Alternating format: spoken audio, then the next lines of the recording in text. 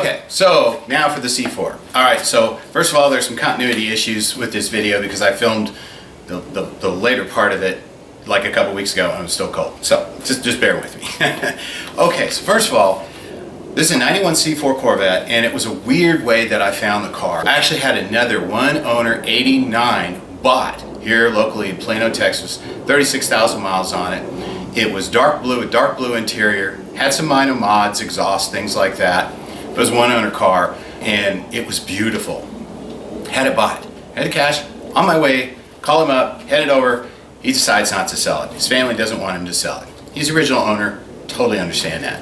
So back to my hunt to find a car. Somehow my search engine in Facebook Marketplace got screwed up and I ended up looking at Tulsa, Oklahoma of all places. And I'm in Dallas. So all of a sudden this gray car pulled up with these weird wheels on it. I'm like, I wasn't going to pay it any attention because at first I didn't think that was the original paint.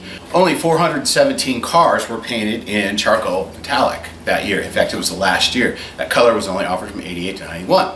So I just wasn't painted any wine.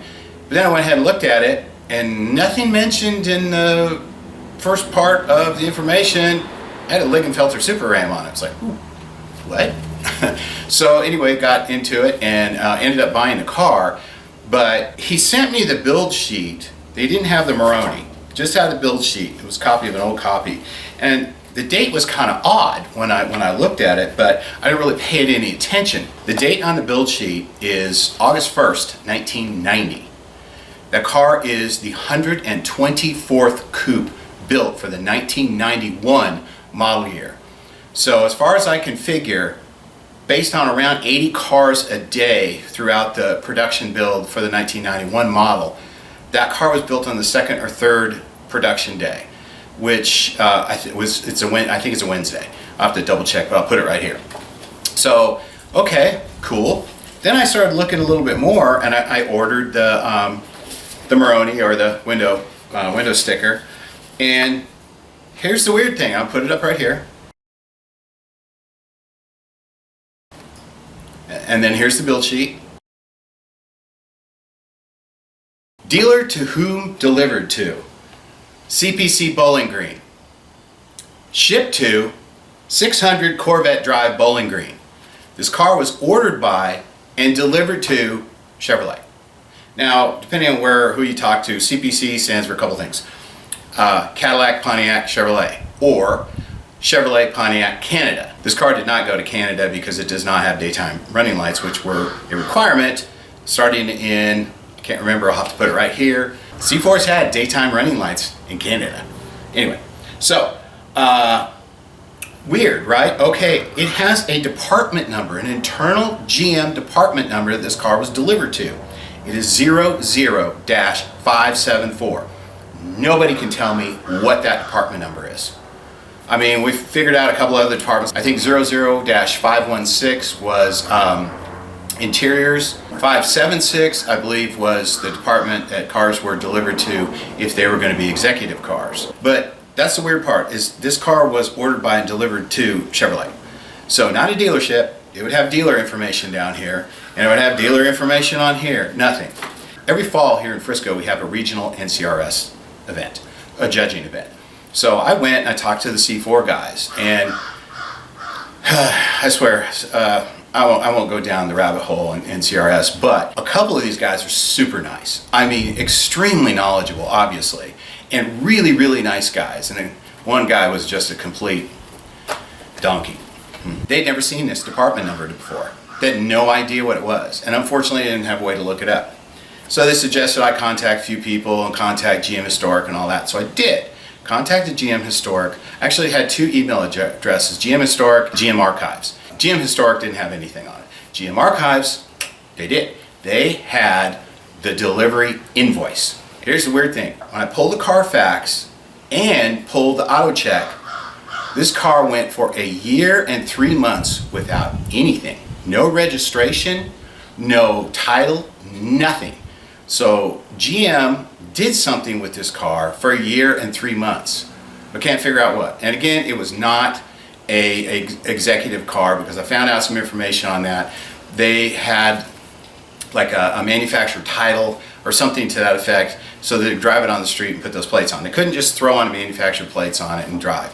So, and I've got that directly from somebody who worked for GM, for General Motors for 35 years. So, and anyway, so the numbers on that sheet don't match. It shows that the car was built on August 28th.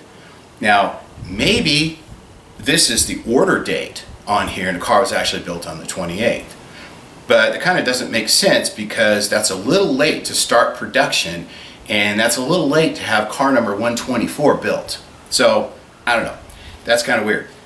Then, but when I look at the sheet, the car wasn't actually delivered to the dealer until December of 1990, so a couple months later. But none of that even jives. Now, I looked up the dealership, and it was, crap, I'll put the name here, Phil something, a dealership that was in St. Louis, and it's gone. He passed away, I think, in 2011, and when I Google map it, it's just a lot. The whole dealership was scraped. So no information there. But I find it very hard to believe that this was a small dealership, kind of out in the sticks, that they would hold on to a brand new body style 91 Corvette that people were clamoring to get for over a year, for a year and a half. It just doesn't make sense. So, and again, the delivery information, if it was to be delivered to them, it would have their delivery information on both of these. So, now, does this make this car any more valuable? No, it does nothing to it. But it's the mystery, and it's kind of the fun of trying to figure out what this car is. If you know anybody at GM, and they know what department 00-574 is, let me know. Because it's just a curiosity at this point. So anyway, let me know. Okay, now, next up, okay, so we'll discuss what actually happened in the debacle with this car right here, right next. So now the debacle that lasted 3 months and is so stupid and silly. Let's go back to the car. I'm just shaking my head because I'm stupid because it was my fault. Yes, I know it's super dirty. And by the way, those are OZ wheels off of a Lotus, and they have been on the car since the 90s along with the Lingenfelter. All this was installed by a racer slash Corvette builder and Lotus guy in St. Louis after the first owner had the car. I found him on YouTube and I reached out to him, but I never got a response, and now I can't find the channel anymore even after I subscribed to it. So maybe he's disbanded that altogether. I don't know, because I wanted to see if you could find any information, because apparently the gentleman that did this and the gentleman who owned this, who again he passed away in 2007, they were very, very good friends, so he probably would remember the car. Don't worry, before I put it back, I will clean it.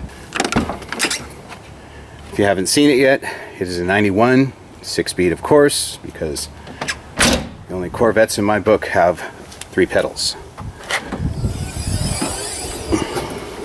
There's a Lingenfelter Super Ram that's been on it since the 90s. Okay, so when I bought the car, in fact, the day I bought the car and drove it up onto the trailer in Tulsa, Oklahoma, it wouldn't start.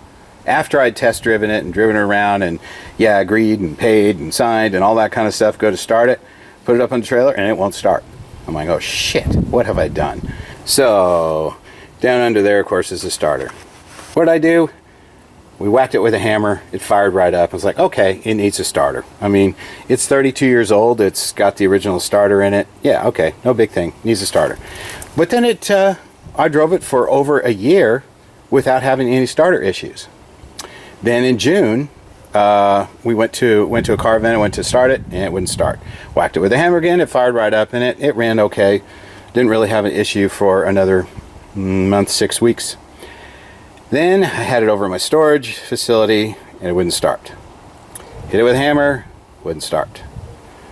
And I was like, crap, okay, the starter has finally given up the ghost. So what I do?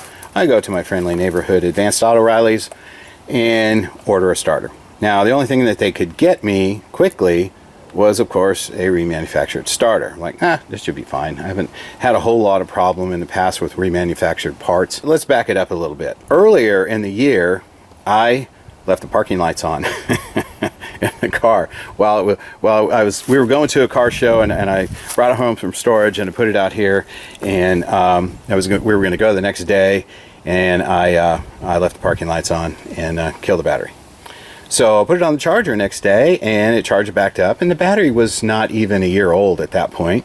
Well, okay, it'll be fine. And it was fine. It started up, but apparently it got worse. So this is a domino effect of stupidity.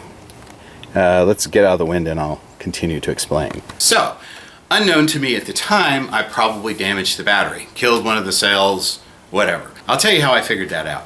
So, got the new starter and pulled it out, put the new one in, went to start it, nothing. I'm like, what the hell? So I checked the battery, and the battery was showing 12 volts. Go down to the main wire going to the starter, and it's showing like 8. I'm like, okay, that's weird. So what's going on here? Do I have a wiring problem? What the heck? So I mess around with it. Then I'm like, why is it not getting full voltage here? What is going on? Hit the starter again a couple times, put a jump box on it, still wasn't doing anything. So every time I turned the key, even though it was showing 12 volts, when I turned the key, the battery was just going, but I didn't know that at the time. So then things are going through my head. Oh crap, is it the VATs? Has the VATs failed? Do I have a bad cable? What the hell's going on? And I can't really figure it out. And I had little time to work on it, and I'm trying to do it down my storage facility, which doesn't even have a light. So I probably should have towed the car home, but it's only a mile from here. I was going back and forth with tools and jacks and everything, and I'm like, God, this is just freaking stupid. Why is this not working? So got the wild hair to pull the starter out and bench test it. It's bad. The new rebuilt starter, which didn't say China, by the way, it said Mexico, is bad. It will not bench, it won't do anything. And then I realized that the wire going into the solenoid was loose. I'm like, okay, I've got a manufacturing problem here. Jeez. Go back to Advanced Auto Riley and get another starter. Okay, cool. Now, dumbass me, thinking, I can't get 2 bad starters in a row, right? Yeah. Well, I didn't bench test it. And I put it in. And still nothing. And I'm like, oh, fuck. What the hell's going on? So at that point, I was like frustrated. I didn't have the time to work on it. I had things coming up. So I went ahead and ordered a VATS delete, because I started thinking that's what the problem was. Now, I didn't check the wiring, check ignition. I should have done that. Everything I read online, oh, it's the VATS, it's the VATS, it's the VATS. You go into the formal, it's the VATS, the forums, and you go, it's the VATS, it's the VATS, it's the VATS. It wasn't the VATS. So, I bypassed the neutral safety switch. I did all this shit. It's like, what the hell's going on? So then the valve cover leaks oil a little bit, which I need to replace. But then I pulled the positive wire out, and a little rubber cup that goes around the battery cable that goes directly to the starter was full of oil. I was like, oh, that's a fire hazard about to happen. So I was like, okay, maybe I got a screwed up cable here. Maybe I've got an oil soaked cable that's soaked up into the thing and it's just not working right. So I replaced the positive battery cable. And I also found that the negative battery cable, which the negative, the grounding in a C4 is so bad, it just sucks. So I fixed all that crap, right? Put a new cable on it, added some extra grounding, and it's still not working. What the freaking hell? So what I did is I then put a meter on the start wire, and I got my bench battery over here, and I took it up there, and I put the meter on start wire with that battery, which I knew was really good because it just fired up the big block. Put it on there, and I'm getting a full 12 volts to the start wire. I'm like, what the hell? So I pull the starter out, bring it home, bench test it. It's fucking bad. 2 starters in a row. How the hell? What the hell? So then I go, okay, take it back to Advanced Auto Rallies. I said, I don't want this motherfucker. Can you get me a new one? No. So I called Napa. Can you give me a brand spanking new starter? New one, not a rebuilt, brand freaking new. Yeah, we can have it here in the morning. Bingo. Get the starter. Go put it in. I've got the original battery back in. It doesn't start. I'm like,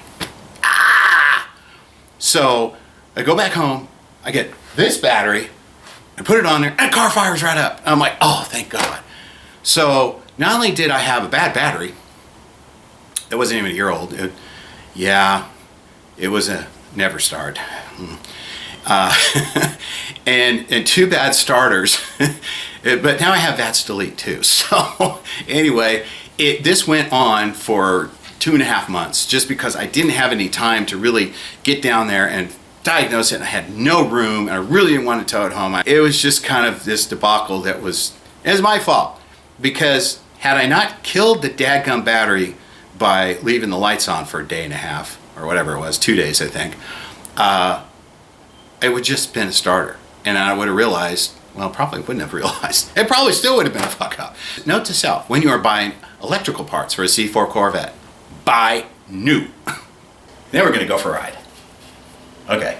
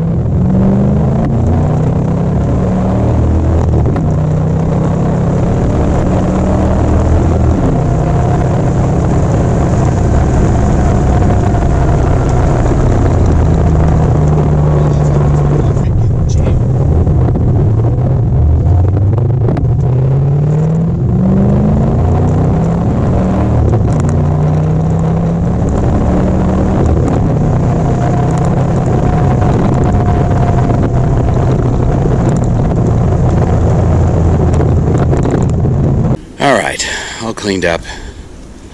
Mud's gone from the car show. Kind of an oxymoron, isn't it? But it looks pretty good.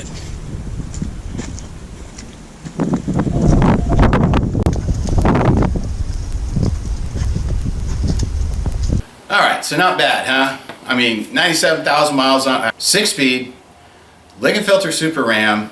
I'm guessing the car is somewhere close to 400 horsepower. I've driven several ZR1s, and that car is every bit as fast as the ZR1. Maybe not quite, but pretty close.